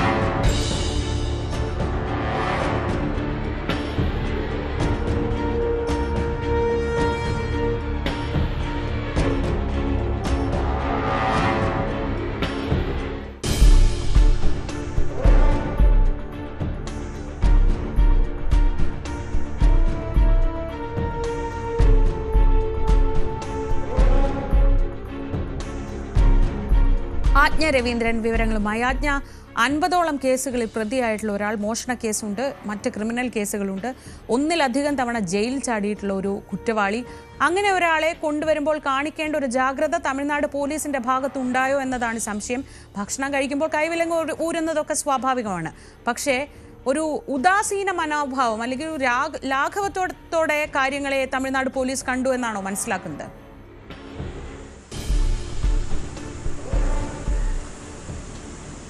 ആ ദൃശ്യങ്ങളിൽ നിന്നും മനസ്സിലാകുന്നത് അങ്ങനെയാണ് ശ്രീജ. ശരിക്കും ആ ഒരു പ്രതിയെ കൊണ്ടുപോകുന്നു അല്ലെങ്കിൽ പ്രതിയുടെ മേലുള്ള ഒരു നിരീക്ഷണമോ ഒന്നും പോലീസുകാരുടെ ഭാഗത്തൊന്നും ഉണ്ടായില്ല. ആ ഒരു ആംബിയൻസിൽ തന്നെ, അതായത് ഈ ആലത്തൂരിലെ ഹോട്ടലിൽ നിന്ന് കയറിയ ആ ഒരു ആംബിയൻസിൽ തന്നെ ഈ പ്രതിക്ക് ചാടിപ്പോകാനുള്ള എല്ലാ സാധ്യതയും ഉണ്ടായിരുന്നു. അത്തരത്തിലാണ് നമുക്ക് കാണാം, ദൃശ്യങ്ങളിൽ കാണാം പ്രതി കടന്നു പോകുന്നതും അദ്ദേഹം മുണ്ടുമാടി കുത്തുന്നതും അതുപോലെ തൊട്ട് പിന്നാലെയുള്ള മഫ്തിയുള്ള പോലീസുകാരും വരുന്നതും വളരെ ഉദാസീനമായിട്ട് തന്നെയാണ്. ആ ഒരു സീരിയസ്നെസ്, അതായത് ഇത്രയും 54 കേസുകളിലെ പ്രതിയാണ്, കൊലപാതക കുറ്റം ഉൾപ്പെടെയുള്ള 54 കേസുകളിൽ പ്രതിയാണ്, അങ്ങേയറ്റം സൂക്ഷിക്കേണ്ടുന്ന ക്രിമിനൽ മൈൻഡ് സെറ്റപ്പുള്ള ക്രിമിനൽ സ്വഭാവമുള്ള ഒരു പ്രതിയാണ്. ഇത്തരം ഒരു പ്രതിയെ, അതും പോരാത്തതിന് വിയ്യൂർ ജയിലിൽ അതീവ സുരക്ഷാ കാറ്റഗറിയിൽ പാർപ്പിച്ചിരുന്ന ഒരു തടവ് പുള്ളി കൂടിയാണ്. അയാളെ കൊണ്ടുപോകുന്ന രീതിയാണ് നമ്മൾ കണ്ടത്. അയാളെ ഇത്തരത്തിലുള്ള, അതായത് അയാളുടെ നിരവധി കേസുകൾ തമിഴ്നാട്ടിലുള്ളത് കൊണ്ട് അതുമായി ബന്ധപ്പെട്ട വിചാരണകൾക്കും മറ്റുമായി ഇടയ്ക്കിടെ ഈ ബാലമുരുകനെ ഇങ്ങനെ വിയ്യൂരിൽ നിന്ന് കൊണ്ടുപോകുന്ന സാഹചര്യമുണ്ട്. മുൻപും, അതായത് കഴിഞ്ഞ വർഷവും ഏതാണ്ട് ഒരു വർഷം മുൻപ് ഏതാണ്ട് ഇതേ സമയത്ത് തന്നെ ഇതുപോലെ കൊണ്ടുപോയി ചാടിപ്പോയിരുന്ന സാഹചര്യമുണ്ട്. അത്തരത്തിൽ ഈ ജയിൽ ചാടാൻ ടെൻഡൻസിയുള്ള ഒരു കുറ്റവാളി, അതല്ലെങ്കിൽ ക്രിമിനൽ സ്വഭാവമുള്ള, അങ്ങേറ്റം ക്രൂരമായ ക്രിമിനൽ സ്വഭാവമുള്ള ഒരു കുറ്റവാളി, അയാളെ സൂക്ഷിക്കേണ്ടുന്ന, അയാളെ കൊണ്ടുവരാൻ പാലിക്കേണ്ടുന്ന നടപടിക്രമങ്ങളൊക്കെ കൃത്യമായി പാലിച്ചിട്ട് തന്നെയാണോ പോലീസ് കൊണ്ടുവന്നതും കൊണ്ടുപോയതും എന്നുള്ളത് അങ്ങേയറ്റം ലേസിനെസ് ഇതിനകത്ത് കാണിച്ചിട്ടുണ്ടോ എന്നുള്ള കാര്യം വളരെ വ്യക്തമാണ്. പക്ഷേ അത് മാത്രമല്ല, ഈ ജയിലിന്റെ വളപ്പിന് തൊട്ടുമുന്നിലെത്തുമ്പോഴാണ് ഇയാൾക്ക് ഈ ബാലമുരുകന് ശുചിമുറിയിൽ പോകണമെന്ന് ആവശ്യം ഉന്നയിക്കുന്നതും അതിനായി ജീപ്പിൽ നിന്നും കാറിൽ നിന്നും പുറത്തേക്ക് ഇടുകയായിരുന്നു. അതിൻ്റെ ഒപ്പം ഒരു പോലീസുകാരൻ മാത്രമേ ഉണ്ടായിരുന്നുള്ളൂ എന്നാണ് തമിഴ്നാട് പോലീസിന്റെ വിശദീകരണവും അങ്ങനെയാണ്. ആ ഒരു സാഹചര്യം കൂടി കണക്കിലെടുക്കുമ്പോൾ തമിഴ്നാട് പോലീസ് ബാലമുരുകനെ രക്ഷപ്പെടാനുള്ള സാഹചര്യങ്ങൾ ഒരുക്കിയിരുന്നോ? അതാണ് ഇവിടെ ഉന്നയിക്കപ്പെടുന്ന ചോദ്യം. അതാണ് അതുകൊണ്ട് തന്നെയാണ് കേരള പോലീസ് വീണ്ടും ഇന്നലെ തമിഴ്നാട് പോലീസ് നൽകിയിരിക്കുന്ന മൊഴിയുടെ വിശദാംശങ്ങൾ വീണ്ടും പരിശോധിക്കുന്ന ഒരു സാഹചര്യത്തിലേക്ക് പോയത്. അങ്ങനെയാണ് ഈ ആലത്തൂരിലെ റെസ്റ്റോറൻറ്റിലെ CCTV ദൃശ്യങ്ങൾ എടുക്കുന്ന, അല്ലെങ്കിൽ അതിലേക്ക് പോലീസ് ഈ ബാലമുരുകനെ തമിഴ്നാട്ടിൽ നിന്നും കൊണ്ടുവന്നിട്ടുള്ള ഒരു സാഹചര്യമൊക്കെ പരിശോധിച്ചു. CCTV ദൃശ്യങ്ങൾ പരിശോധിക്കുന്ന ഒരു സാഹചര്യത്തിലേക്ക് വന്നതും അങ്ങനെയാണ് ഈ ആലത്തൂരിലെ റെസ്റ്റോറൻറ്റിൽ ഉണ്ടായ സംഭവം എന്താണ് എന്ന് നമുക്ക് കാണാൻ കഴിഞ്ഞത്. എന്തായാലും അങ്ങേയറ്റം ഉദാസീനതയോട് കൂടിയാണ് ഈ ബാലമുരുകനെ കൊണ്ടുവന്നത് എന്നുള്ള കാര്യത്തിൽ വ്യക്തതയുണ്ട്. പക്ഷേ ബാലമുരുകന്റെ ചെരുപ്പ് ജയിൽ വളപ്പിനുള്ളിൽ ഉണ്ടായിരുന്നു. അതേസമയം ബാലമുരുകനെ മോഷ്ടിച്ചതാണോ എന്ന് വ്യക്തമാകാത്ത ഒരു സൈക്കിളിൽ കയറി ബാലമുരുകൻ പോവുകയും പോലീസിന് മുന്നിൽ പെടുകയും പിന്നീട് സൈക്കിൾ ഉപേക്ഷിച്ചു പോവുകയും ചെയ്ത സാഹചര്യമുണ്ട്. അങ്ങനെയെങ്കിൽ ജയിൽ വളപ്പിനുള്ളിൽ ബാലമുരുകന്റെ ചെരുപ്പ് കണ്ടെത്തിയ സാഹചര്യം വളപ്പിനുള്ളിൽ ബാലമുരുകൻ ഉണ്ടായിരുന്നു എന്നുള്ള ഒരു തോന്നൽ ഉണ്ടാക്കാൻ വേണ്ടിയിട്ടാണോ, അതല്ലെങ്കിൽ ഡോഗ് സ്ക്വാഡിനെ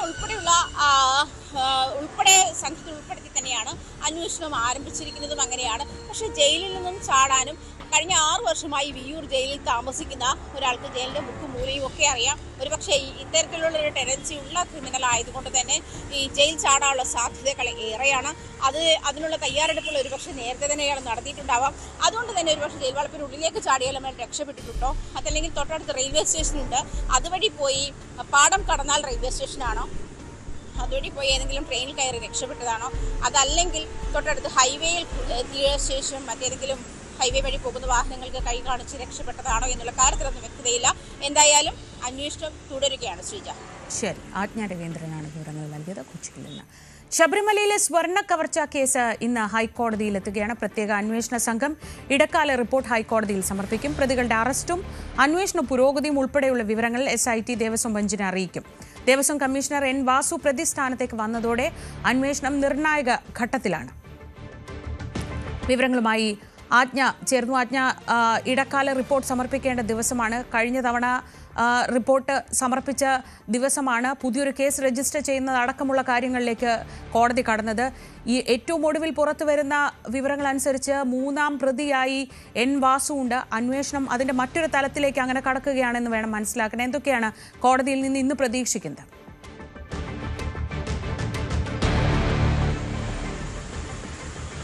ശ്രീജ, N. വാസു ഈ വിഷയവുമായി ബന്ധപ്പെട്ട് ഇതിൽ ഇൻവോൾവ് ചെയ്തിട്ടുണ്ട് എന്നുള്ള കാര്യം SIT ഇന്ന് കോടതിയെ അറിയിക്കുമെന്നാണ് മനസ്സിലാക്കാൻ കഴിയുന്നത്. പ്രധാനമായിട്ടും ഈ വിഷയത്തിൽ 3 അറസ്റ്റുകളാണ് ഇപ്പോൾ നടന്നിട്ടുള്ളത്. ഒന്ന് ഉണ്ണികൃഷ്ണൻ പോറ്റി, അതുപോലെ മുരാരി ബാബു, മറ്റൊന്ന് സുധീഷ് തുടങ്ങിയ 3 പേരാണ് ഇപ്പോൾ ഈ കേസുമായി ബന്ധപ്പെട്ട് അറസ്റ്റിലായിട്ടുള്ളത്. ഈ അറസ്റ്റിന്റെ വിശദാംശങ്ങളും ഉണ്ണികൃഷ്ണൻ പോറ്റിയെ വീണ്ടും കസ്റ്റഡിയിലെടുത്ത് ചോദ്യം ചെയ്തതുമായിട്ടുള്ള വിവരങ്ങളും ഒക്കെ SIT ഇന്ന് കോടതിയിൽ ബോധ്യപ്പെടുത്തിയേക്കാം. SIT ഇന്ന് മുതൽ ഹൈക്കോടതി പരിഗണിക്കുന്ന പുതിയ കേസാണ്. കഴിഞ്ഞ തവണത്തെ ഹിയറിംഗിൽ, അതായത് ആദ്യം ഇടക്കാല റിപ്പോർട്ട് ആദ്യം സമർപ്പിച്ച സമയത്ത് ഈ കേസുമായി ബന്ധപ്പെട്ട് ഇത് ദേവസ്വം ബെഞ്ച് സ്വമേധയാ എടുത്തുള്ള കേസാണ്. ഈ കേസിൽ വീണ്ടും ഈ മറ്റൊരു കേസ് കൂടി ഹർജി കൂടി കോടതി സ്വമേധയാ എടുക്കുകയുണ്ടായി. അത് പ്രത്യേകിച്ചും കഴിഞ്ഞ തവണ വരെ പരിഗണിച്ച കേസിൽ ഉണ്ണികൃഷ്ണൻ പോറ്റിയും സ്മാർട്ട് ക്രിയേഷൻസിനെയും കോടതി തന്നെ കക്ഷി ചേർത്തിരുന്ന ഒരു സാഹചര്യമുണ്ട്. പക്ഷേ ഇപ്പോഴും ഈ കോടതിയുടെ പ്രൊസീഡിങ്സ് ഇൻ ക്യാമറ പ്രൊസീഡിങ്സ് ആയിട്ടായിരിക്കും ഇന്നും നടക്കുക. കഴിഞ്ഞ തവണയും അങ്ങനെയായിരുന്നു നടന്നത്. അതീവ രഹസ്യമായി അങ്ങേയറ്റം കോൺഫിഡൻഷ്യലായി തന്നെ ഇതിന്റെ വിവരങ്ങൾ സൂക്ഷിക്കണമെന്ന് കോടതി നിർദ്ദേശമുള്ളത് കൊണ്ട് തന്നെ ഈ ഉണ്ണികൃഷ്ണൻ പോറ്റിയെയും സ്മാർട്ട് ക്രിയേഷൻസിനെയും അതുകൊണ്ട് തന്നെയാണ് ഈ കക്ഷി ചേർന്നതിൽ നിന്നും ഒഴിവാക്കിയിരിക്കുന്ന സാഹചര്യമുണ്ടായത്. പ്രത്യേകിച്ചും ഒരു ഹർജിയിൽ കക്ഷി ചേർന്ന ആളുകൾക്ക് ആ കേസിന്റെ പ്രൊസീഡിങ്സ് കൃത്യമായി അതിന്റെ കോപ്പി അവർക്ക് നൽകേണ്ടുന്ന സാഹചര്യമുണ്ട്. അത് ഒഴിവാക്കാൻ വേണ്ടിയിട്ടാണ് ഉണ്ണികൃഷ്ണൻ പോറ്റിയെയും സ്മാർട്ട് ക്രിയേഷൻസിനെയും ഇതിൽ നിന്നും ഒഴിവാക്കിയിട്ടുള്ളത്. ദേവസ്വം ബെഞ്ചും സർക്കാരും വിജിലൻസും മാത്രമാണ് ഈ കേസിലെ കക്ഷികൾ. അങ്ങനെയാണ് ആ കേസായിരിക്കും പരിഗണിക്കുന്നത്. 2-ാം തവണയാണ് SIT ഇടക്കാല റിപ്പോർട്ട് കോടതിയിൽ സമർപ്പിക്കുന്നത്. 2 ആഴ്ച കൂടുമ്പോൾ അന്വേഷണ സംഘം ഇടക്കാല റിപ്പോർട്ട് കോടതിയിൽ സമർപ്പിക്കണം എന്നുള്ളതായിരുന്നു ജസ്റ്റിസ് രാജാ വിജയരാഘവന്റെയും ജസ്റ്റിസ് KV ജയകുമാറിന്റെയും ഡിവിഷൻ ബെഞ്ചിന്റെ ദേവസ്വം ബെഞ്ചിന്റെ തീരുമാനം. അങ്ങനെയാണ് അതിന്റെ അന്വേഷണ പുരോഗതി റിപ്പോർട്ട് ഇന്ന് കോടതിയിൽ സമർപ്പിക്കും. ഹൈക്കോടതിയുമായി മാത്രമേ ഈ കാര്യങ്ങൾ കേസിന്റെ അന്വേഷണ പുരോഗതിയെ പറ്റി വിശദാംശങ്ങൾ ചർച്ച ചെയ്യാൻ പാടുള്ളൂ എന്നുള്ളതാണ് കോടതിയുടെ നിർദ്ദേശം. അങ്ങനെയാണ്. മാത്രമല്ല മാധ്യമങ്ങളും ഈ കാര്യത്തിൽ സംയമനം പാലിക്കണമെന്ന് കോടതി നിർദ്ദേശമുണ്ട്. ഇതുമായി ബന്ധപ്പെട്ടുള്ള, അതായത് ക്രൈംബ്രാഞ്ച് ADGPയുടെ നേതൃത്വത്തിലുള്ള സംഘമാണ് അന്വേഷിക്കുന്നത്. SP ശശിധരനായിരിക്കും ഇന്ന് ഈ റിപ്പോർട്ട്, അന്വേഷണ പുരോഗതി റിപ്പോർട്ട് കോടതിയിൽ സമർപ്പിക്കുക. എല്ലാ തവണയും പോലെ നമ്മൾ കോടതിയിൽ ഓൺലൈൻ കോടതി നമുക്ക് കേൾക്കാവുന്ന സാഹചര്യം ഉണ്ടായിരുന്നെങ്കിലും കഴിഞ്ഞ തവണ ഈ ദേവസ്വം ബെഞ്ചിൻ്റെ ഈ കേസ് പരിഗണിച്ച് സ്വർണ്ണ കവർച്ചയുമായി ബന്ധപ്പെട്ടുള്ള കേസ് പരിഗണിച്ച സാഹചര്യത്തിൽ അത് ക്യാമറ പ്രൊസീഡിങ്സ് ആയിരുന്നു നേരത്തെ അറിയിച്ചിരുന്നല്ലോ. ആ ഒരു സാഹചര്യത്തിൽ അത് മ്യൂട്ട് ചെയ്തിരിക്കുന്ന അത് ശബ്ദം നമുക്ക് ഓഡിബിളായി ആയിരിക്കില്ല. അതുതന്നെയായിരിക്കും ഇന്നും ഉണ്ടാവുക എന്നാണ് മനസ്സിലാക്കാൻ കഴിയുന്നത്. എന്തായാലും അന്വേഷണ പുരോഗതി റിപ്പോർട്ട് ഇന്ന് ഇടക്കാല റിപ്പോർട്ട് രണ്ടാം തവണയാണ് കോടതിയിൽ സമർപ്പിക്കുന്നത്. 6 ആഴ്ചത്തെ സമയമാണ് കോടതി നൽകിയിരിക്കുന്നത് അന്വേഷണ സംഘത്തിന്. പക്ഷേ ഈ 6 ആഴ്ച കൊണ്ട് ഈ അന്വേഷണം പൂർത്തിയാകുമോ എന്നുള്ള കാര്യത്തിൽ സംശയമുണ്ട്. നേരത്തെ കഴിഞ്ഞ ഹിയറിംഗിൽ 2 ആഴ്ച കാലം കൂടി നീട്ടി നൽകണമെന്ന് കോടതി ആവശ്യപ്പെട്ടിരുന്നതാണ്. ശരി ആജ്ഞ. ഡാൻ കുര്യൻ കൂടി ചേരുന്നുണ്ട് അന്വേഷണത്തിന്റെ വിവരങ്ങളുമായി. ഡാൻ, ഇന്നലെയാണ് നിർണായകമായ വിവരങ്ങൾ, ഈ ഇടക്കാല റിപ്പോർട്ടിന്റെ വിവരങ്ങൾ പുറത്തു വരുമ്പോൾ 3-ാം പ്രതിയായി എൻ വാസു ഉണ്ട്. എൻ വാസുവിന്റെ ഓഫീസിലാണ് പ്രധാനപ്പെട്ട തീരുമാനങ്ങൾ എടുത്തിട്ടുള്ളത് എന്നടക്കമുള്ള വിവരങ്ങൾ വരുന്നത്. അങ്ങനെയെങ്കിൽ അന്വേഷണം മറ്റൊരു ഘട്ടത്തിലേക്ക് കടന്നിരിക്കുകയാണ്. ദേവസ്വം ബോർഡ് കൂടി അറിഞ്ഞുകൊണ്ട് ആണ് എന്ന സംശയങ്ങളൊക്കെ ഉണ്ടായിരുന്നെങ്കിലും പ്രതിപ്പട്ടികയിൽ 3-ാം സ്ഥാനത്ത് വരുമ്പോൾ അത് മറ്റൊരു തലത്തിലേക്ക് കാര്യങ്ങൾ പോവുകയാണല്ലോ. ഇപ്പോൾ അന്വേഷണം ഏത് ഘട്ടത്തിലാണുള്ളത്? നിർണായകമായ ഒരു ഘട്ടത്തിലേക്ക് അന്വേഷണം കടന്നിരിക്കുന്നു എന്ന് വേണം പറയാൻ. കാരണം 2019 മാർച്ചിൽ ദേവസ്വം കമ്മീഷണറായിരുന്ന എൻ വാസുവിന്റെ അറിവോടെയാണ് വാതിൽപ്പാളിയിലെ 40 കിലോഗ്രാമിലധികം വരുന്ന ചെമ്പിൽ സ്വർണം പൂശിയ ഈ വാതിൽപ്പാളികൾ അവിടെ നിന്ന് ക്വാളിഫിക്കേഷൻസിന് കൈമാറിയതെന്നും അതിൽ നിന്ന് 409 ഗ്രാം സ്വർണം ഉരുക്കിയെടുക്കുകയായിരുന്നു എന്നുമാണ് അന്വേഷണ സംഘത്തിന്റെ കണ്ടെത്തൽ. അതിൽ കൃത്യമായി അന്നത്തെ ദേവസ്വം കമ്മീഷണറുടെ അറിവോടെയാണ് ഇത് നടന്നിരിക്കുന്നതെന്ന പരാമർശം അത് എൻ വാസുവിനെതിരെ വലിയൊരു നീക്കമായി SITയുടെ ഭാഗത്തു നിന്ന് മാറാനാണ് സാധ്യത. അപ്പോഴും ഉയരുന്ന ഒരു ചോദ്യം, അങ്ങനെയെങ്കിൽ എൻ വാസുവിന്റെ അറസ്റ്റ് രേഖപ്പെടുത്താനുള്ള സാധ്യത ഉണ്ടോ എന്നതാണ്. നമുക്ക് ലഭിക്കുന്ന സൂചനകൾ അനുസരിച്ച് ഇന്ന് കോടതിയിൽ ഇതുമായി ബന്ധപ്പെട്ട ഇടക്കാല റിപ്പോർട്ട് സമർപ്പിക്കുമ്പോൾ തുടരന്വേഷണം ഏത് ദിശയിലായിരിക്കും എന്നതടക്കമുള്ള കാര്യങ്ങളിൽ വ്യക്തമായ പരാമർശങ്ങൾ ഉണ്ടാകും. അന്വേഷണ ഉദ്യോഗസ്ഥൻ തന്നെ കോടതിയോട് അടച്ചിട്ട മുറിയിൽ അക്കാര്യങ്ങൾ വിശദീകരിക്കുമെന്നാണ് അറിയാൻ കഴിയുന്നത്. അതിനുശേഷം കോടതിയുടെ കൂടി നിർദ്ദേശത്തിന്റെ അടിസ്ഥാനത്തിലായിരിക്കും ഉദ്യോഗസ്ഥ തലത്തിലും വിവാദ സ്പോൺസറിലും ഒതുങ്ങി നിന്ന കേസിന്റെ തുടരന്വേഷണം രാഷ്ട്രീയമായി ഏത് തരത്തിൽ അല്ലെങ്കിൽ രാഷ്ട്രീയമായ ബന്ധം കൂടി ഇതിൽ ഉണ്ട് എന്ന് ഉറപ്പിക്കാവുന്ന ഘട്ടത്തിലേക്ക് കടന്നിരിക്കുന്ന പശ്ചാത്തലത്തിൽ തുടർ നീക്കങ്ങൾ കോടതിയുടെ കൃത്യമായ നിരീക്ഷണത്തിൽ തന്നെ ആയിരിക്കുമെന്ന് വേണം മനസ്സിലാക്കാൻ. അതുകൊണ്ട് തന്നെയാണ് കൃത്യമായ തെളിവുകൾ പരമാവധി ശേഖരിച്ചതിന് ശേഷം ഇവരിലേക്ക് എത്തുക, ഉന്നതരിലേക്ക് എത്തുക എന്നൊരു മൂവ്മെന്റ് അന്വേഷണ ഉദ്യോഗസ്ഥരുടെ ഭാഗത്തുനിന്നുണ്ടാകുന്നത്.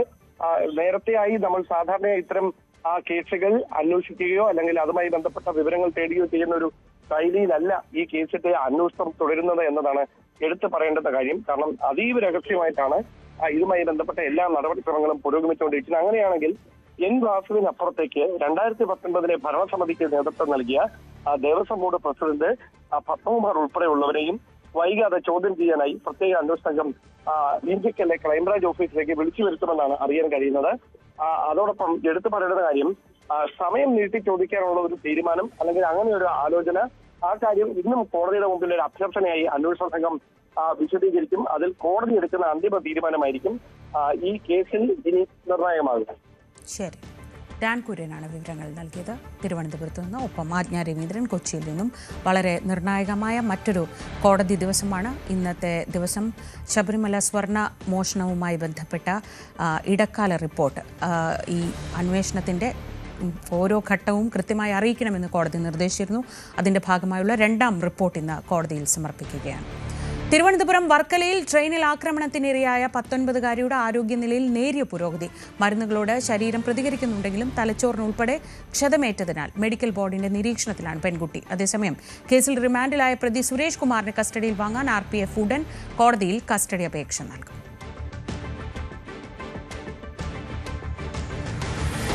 അടിമാലി കൂമ്പൻപാറ മണ്ണിടിച്ചിൽ ദുരന്തത്തിന് കാരണം ദേശീയപാതയ്ക്കായുള്ള അശാസ്ത്രീയ മണ്ണെടുപ്പ് എന്ന റിപ്പോർട്ട്. മണ്ണിടിച്ചിലിനുള്ള കാരണം കണ്ടെത്തുന്നതിനായി ജില്ലാ കളക്ടർ നിയോഗിച്ച വിദഗ്ധ സമിതിയാണ് റിപ്പോർട്ട് തയ്യാറാക്കിയത്.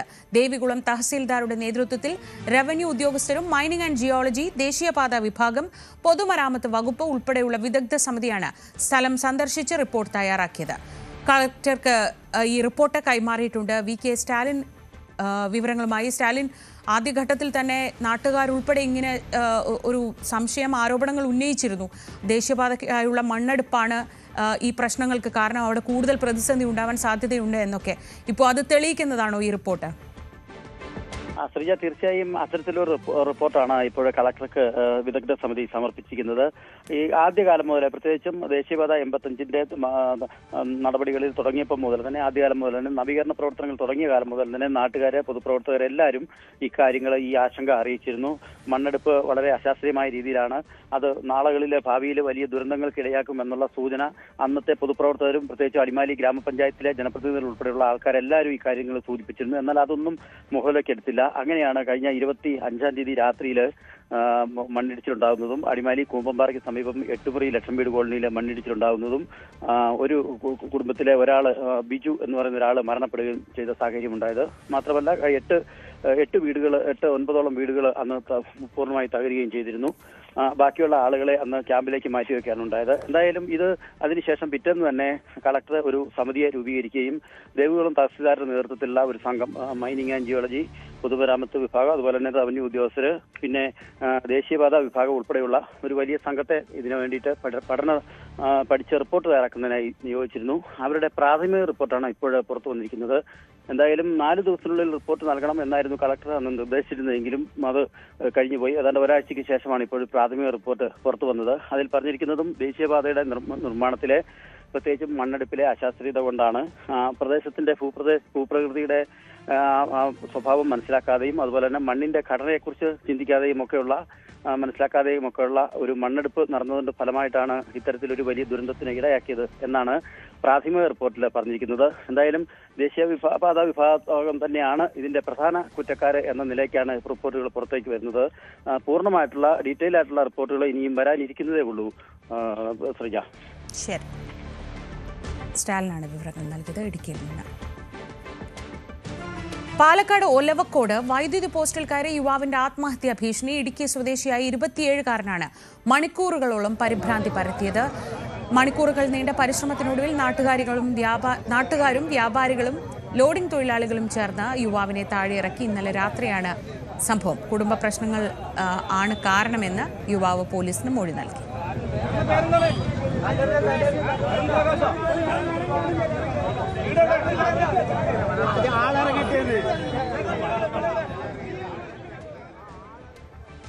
ഒരിടവേള.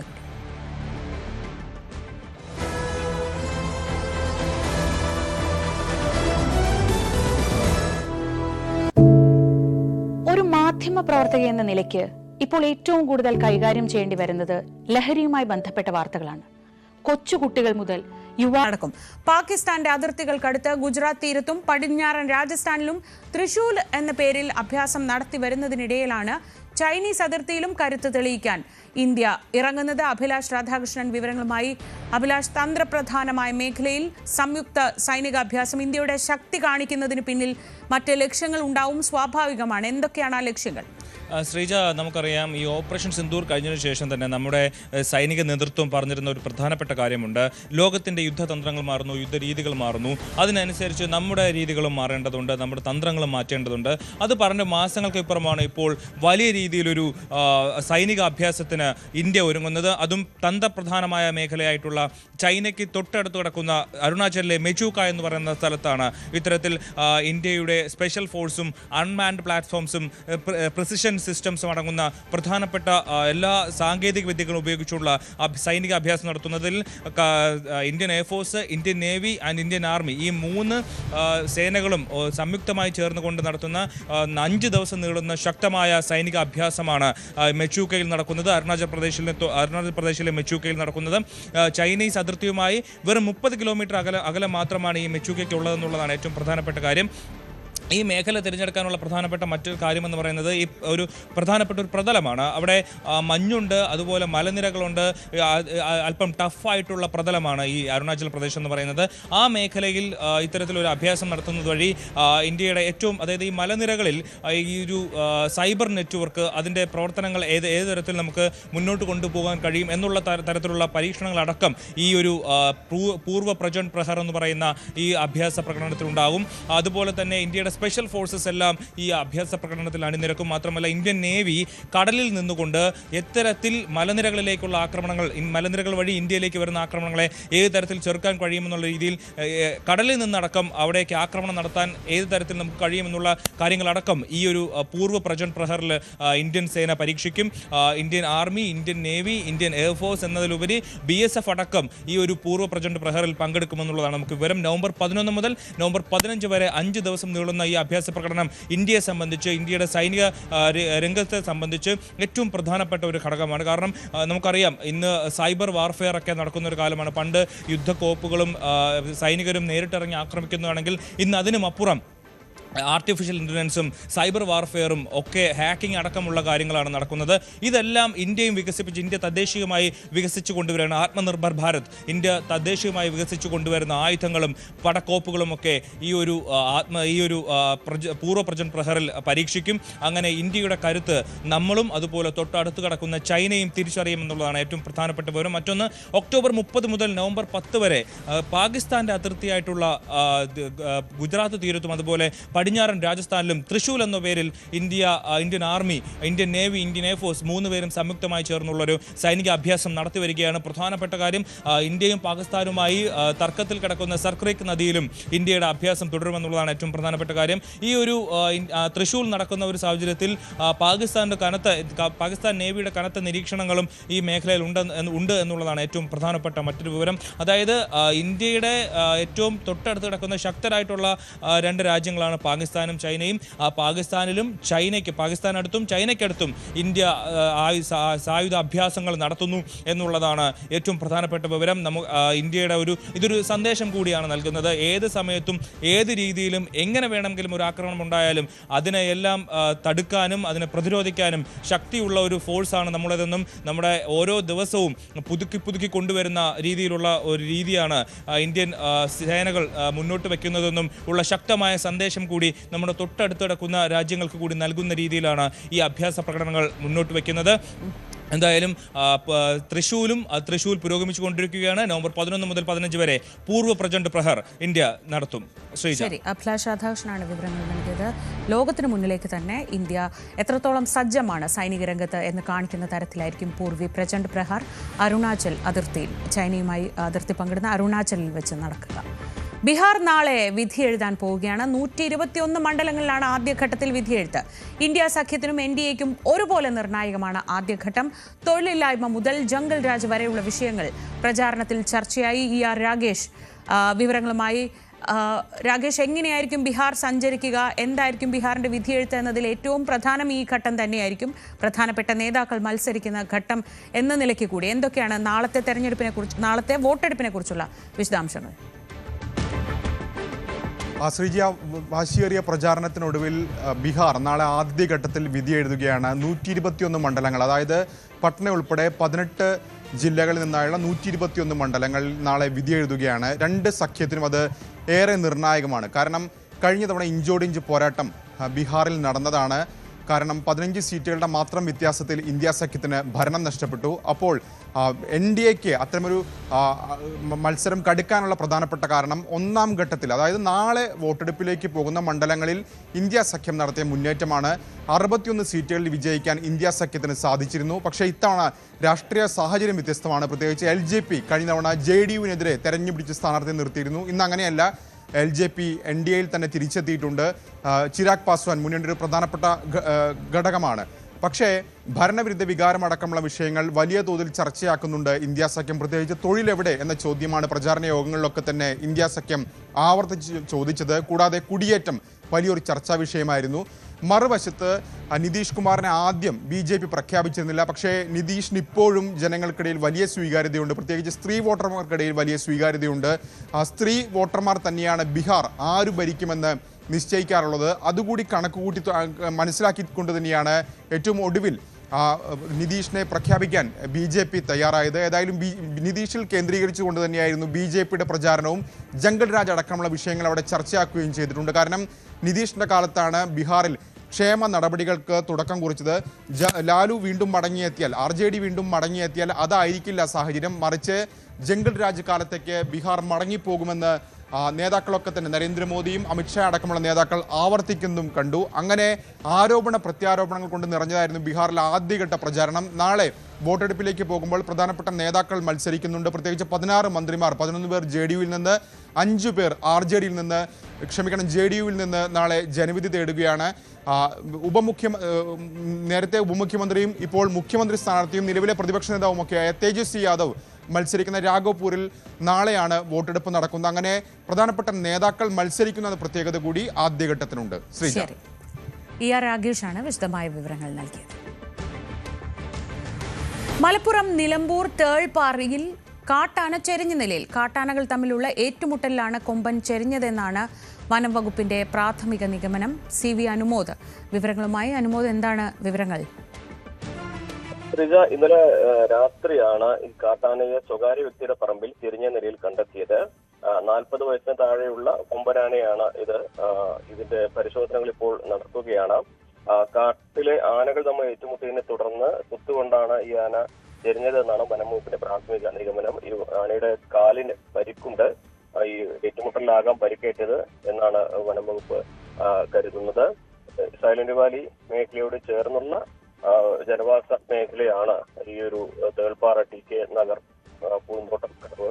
അപ്പോൾ ഇതിന്റെ പരിസരത്തൊന്നും എവിടെയും ഇലക്ട്രിക് ഫെൻസിങ്ങോ മറ്റ് കാര്യങ്ങളോ ഒന്നും തന്നെ ഇല്ല. അതുകൊണ്ട് തന്നെ ആനയുടെ കൊമ്പ് നഷ്ടമായിട്ടുമില്ല. അതുകൊണ്ട് തന്നെ കാട്ടാനകൾ തമ്മിലുള്ള ഏറ്റുമുട്ടലിലാകാം ഈ ഒരു ആന ചെരിഞ്ഞത് എന്നാണ് വനംവകുപ്പ് ഇപ്പോൾ കരുതുന്നത്. നിലവിലും വനംവകുപ്പിലെ ഉദ്യോഗസ്ഥരും വെറ്റിനറി ഡോക്ടർമാരുടെ സംഘവും സ്ഥലത്തെത്തി പരിശോധനകൾ നടത്തുന്നുണ്ട്.